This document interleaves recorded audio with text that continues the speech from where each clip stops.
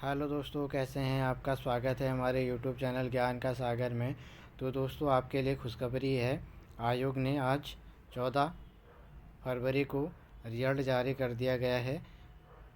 जो आबकारी वाला पेपर हुआ था 11 जनवरी 2024 से 16 फरवरी 2024 तक, एक लिखित परीक्षा दिनांक 30/6/2024 का आयोजित की गई थी। ठीक है।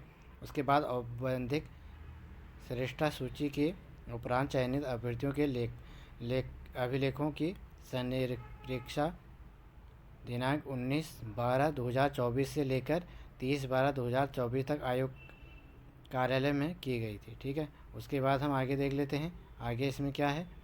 आगे है इसमें अवगतनीय है कि परिवहन, आरक्षी और आबकारी सिपाही पद हेतु चयनित अभ्यर्थियों के द्वारा अभिलेखों की संनिरीक्षा की तिथि को दी गई वरीयता के आधार पर विभाग आवंटन किए जाने के उपरांत open, general, women's general, DFF general, EX general, orphan श्रेणी के ऐसे अभ्यर्थी जिन्हें अभिलेखों की संरक्षका एवं विकल्प चयन का अवसर दिया जाना अनिवार्य है के संबंध में माननीय आयोग द्वारा लिए गए निर्णय के अनुक्रम में उक्त श्रेणी के रिक्त पदों के सापेक्ष अभ्यर्थियों के अभिलेखों की संरक्षका हेतु औपबंधिक श्रेष्ठता सूची आयोग की वेबसाइट www.ssc.uk.gov.in पर प्रकाशित की जा रही है।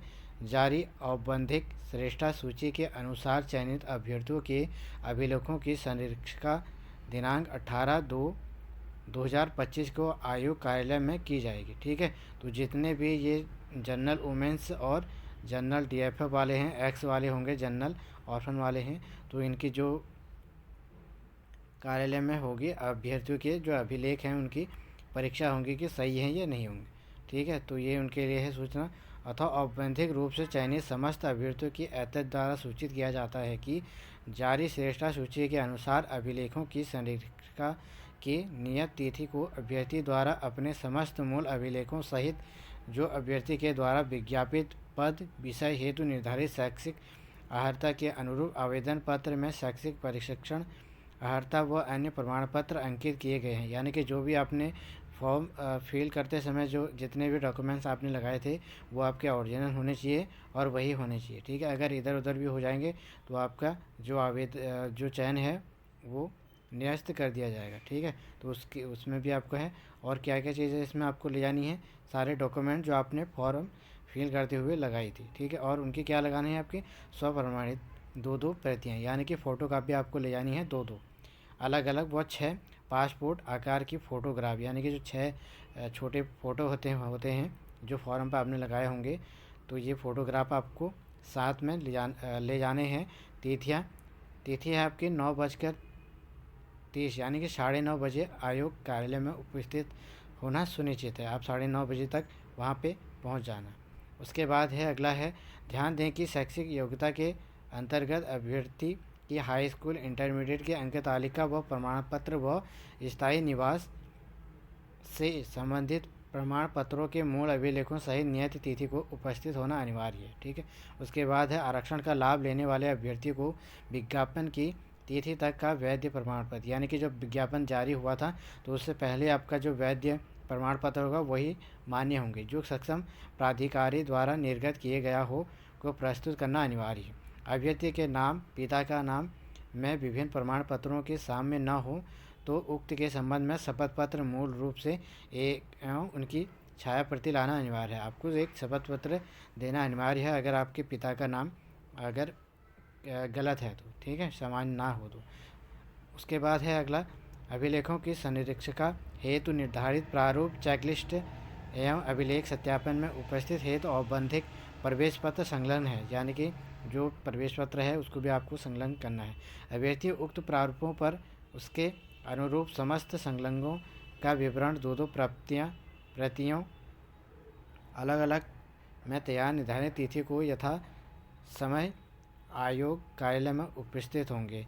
अभिलेखों की संरक्षका हेतु निर्धारित तिथियों में अभ्यर्थियों की उपस्थिति नितांत रूप से अनिवार्य है तथा निर्धारित तिथि में कोई परिवर्तन नहीं किया जाएगा। संरक्षिका की तिथि अभ्यर्थियों द्वारा ऑनलाइन वरीयता भरी जाएगी। ठीक है। उसके बाद हम अगला देख लेते हैं। अभिलेखों की संरक्षिका हेतु निर्धारित तिथियों में अभ्यर्थियों की उपस्थिति नितांत रूप से अनिवार्य है तथा निर्धारित तिथि में कोई परिवर्तन नहीं किया जाएगा। पृथक से किसी दशा में अभ्यर्थियों को संरक्षिका हेतु कोई अन्य तिथि निर्धारित नहीं की जाएगी। ये भी आपको बताया गया है इसमें। अगला है इसमें अभिलेखों की संरक्षिका हेतु निर्धारित तिथियों में अभ्यर्थियों की उपस्थिति नितांत रूप से अनिवार्य है तथा निर्धारित तिथि में कोई परिवर्तन नहीं किया जाएगा। पृथक से दशा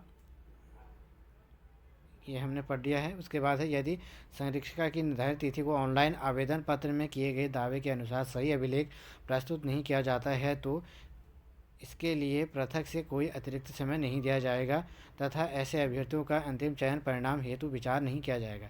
ठीक है। यानी कि जो भी आपने ऑनलाइन आवेदन पत्र में जितने भी डॉक्यूमेंट्स आपके सम्मिलित हैं, अगर उसमें कोई भी डाउट होता है तो आपका अंतिम चयन नहीं किया जाएगा। ठीक है। इसमें साफ साफ लिखा है आयोग परिसर में मोबाइल फ़ोन, कैमरा तथा अन्य इलेक्ट्रॉनिक उपकरण लाना निषेध है। यानी कि आप ये चीज़ें आपको जब आप जाओगे आयोग परिसर तो ये ले जाना आपको अनिवार्य नहीं होगा। ठीक है। आपको कोई भी इलेक्ट्रॉनिक चीज़ वहाँ पे नहीं ले जानी है, ना फ़ोन ले जाना है, ना कैमरा, ना कुछ। ठीक है। उसके बाद हम देख लेते हैं कौन कौन से ये अभ्यर्थी हैं। तो बता दिया मैंने कौन सी ये कैटेगरी है। ये वाली कैटेगरी है, इतने बच्चों की सिलेक्शन हुआ है, ये वाले बच्चे। ठीक है। ओनली और एक ओपन जनरल लेडीज़ वुमेंस, ये हो गया आपके जिनका सिलेक्शन हुआ है।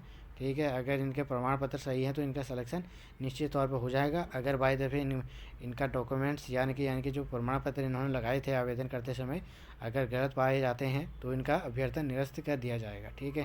तो ये मेल हैं आपके प्रवीण कुमार MR प्रकाश चंद्रा जी, जनरल में 75 नंबर है इनके ओपन में।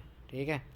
तो ये चीज़ें सारे इसमें आपका रिजल्ट आ गया है आबकारी परिवर्तन सिपाही का। तो जितने भी बच्चे हैं वो देख लेना, जिनका इसमें सिलेक्शन हुआ है वो बधाई के पात्र हैं। ठीक है। पासपोर्ट फ़ोटो, अभ्यर्थी का नाम, ये फ़ोटोकॉपी करके आपको ले जानी है। ठीक है। ऐसे ही करके स्नातक अंक तालिका हुए, प्रमाण पत्र कब जारी किया गया था, अंक तालिका इंटरमीडिएट वाला, स्नातक अगर आपने किया है, स्नातक की उपाधियाँ प्रथम वर्ष सेमेस्टर यानी कि जो सेमेस्टर के प्रथम, द्वितीय या तृतीय जो भी आपके सेमेस्टर वाइज अंक तालिका हैं वो आपको लगाना है। या अगर आपने डिप्लोमा तकनीकी डिग्री किया है, यानी कि ये चीज़ें आपको तभी भरनी है जो आपने आवेदन पर लिखा है। ठीक है। अदरवाइज़ आपको नहीं लगानी है। अगर आपने आवेदन पर, क्योंकि उसमें 12th पास थी, अगर आपने 12th पास तक ली अपने डॉक्यूमेंट लगाए हैं तो ओनली 12th पास तक ही लगाना।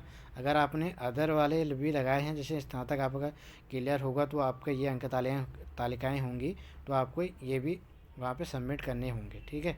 अगर आपने आवेदन में लगाए होंगे। और स्थायी मूल निवास आपका प्रमाण पत्र होना चाहिए, ये तो अनिवार्य है, ये तो होना ही चाहिए। और उसके बाद आरक्षण से संबंधित प्रमाण पत्र, ये भी आपका अनिवार्य होना चाहिए। उप श्रेणी प्रमाण पत्र होना चाहिए आपके पास। ठीक है। उसके बाद जितने भी आपके बताया गया है कंप्यूटर से संबंधित डिप्लोमा प्रमाण पत्र यदि लागू हो तो। ठीक है। टंकण कंप्यूटर की यदि लागू हो तो ये सारी चीज़ें, पासपोर्ट आकार की 4 रंगीन फ़ोटो, तो ये चीज़ें आपको ले जानी है आयोग परिसर में 9:30 बजे 18 तारीख को। ठीक है। डेट भी देख लेना इसमें। अगर आपको देखनी है तो आयोग की वेबसाइट पर जाइएगा, वहाँ पे ये अपलोड हो चुका है तो आप जाकर देख लीजिएगा। ठीक है। तो आई होप आपको ये सूचना अच्छी लगी होगी। कहीं पर भी डाउट होता है तो आप कमेंट कर सकते हैं। ठीक है। और जो हमारी रेगुलर क्लास हैं वो कंटिन्यू होने वाली हैं जस्ट ही, क्योंकि जो हमारा 1 फॉरेस्ट गार्ड वाला पेपर होने वाला है अगस्त में, उनके मार्च अप्रैल में आपका विज्ञापन जारी हो जाएगा उसका भी। और जो हमारे वीडियो वाले हैं उनके लिए एक सूचना है, उनके लिए एक सर्टिफिकेट बनाना अनिवार्य होता है, तो वो भी मैं आपको बता दूंगा कि कब आपको उसमें आवेदन करना है और कब उसका परीक्षा होता है। ठीक है। CCC का वो पेपर होता है, तो मैं उसको सारी डिटेल आपको बता दूंगा। चैनल पर अगर नए हैं तो आप चैनल को सब्सक्राइब कीजिएगा और अधिक से अधिक लोगों को शेयर कीजिएगा, ठीक है। अगर हमारी क्लास या वीडियो हमारे द्वारा प्रस्तुत की जाती है तो अगर आपको अच्छी लगती है तो एक लाइक ज़रूर कीजिएगा। कहीं पर भी गलती होती है तो आप कमेंट कर सकते हैं, उसको हम सही कर देंगे, ठीक है। तो दोस्तों मिलते हैं एक नेक्स्ट जानकारी के साथ, तब तक के लिए बाय, यूँ टेक केयर, धन्यवाद।